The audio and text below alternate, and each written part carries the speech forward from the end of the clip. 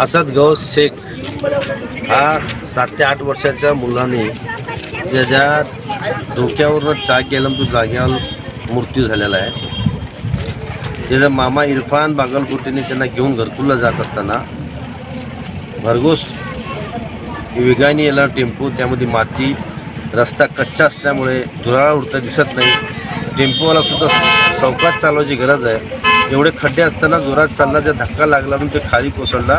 मागचा चाक त्या मुलाच्या डोक्यावरून गेलेला आहे. त्यासाठी त्या मुलांनी, त्याच्या आईंनी हैदराबादवरून सुट्ट्या शाळेचे मिळाले म्हणून सोलापुरात भावाकडं आईकडं आली होती. पण आता मामाने त्यांना नातेवाईकांना भेटण्यासाठी घरकुलला जात असताना हे अपघात घडलेला आहे. अतिशय दुर्घटना घडलेली आहे. त्याच्या आईला 3 मुलं आहेत, त्यातला हा मुलगा आहे. अतिशय दुःखाचा डोंगर आमच्या कोसळलेला आहे. योग्य ते कारवाई त्या टेम्पोवर व्हायला पाहिजे.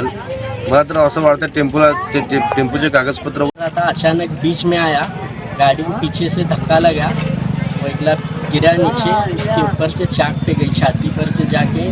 कहाँ जा रहे थे तुम? घरकुल को। कहाँ से? इधर नई जिंदगी हयाज कैंटीन के पास से घरकुल, अभी आधा घंटा पहले हुआ।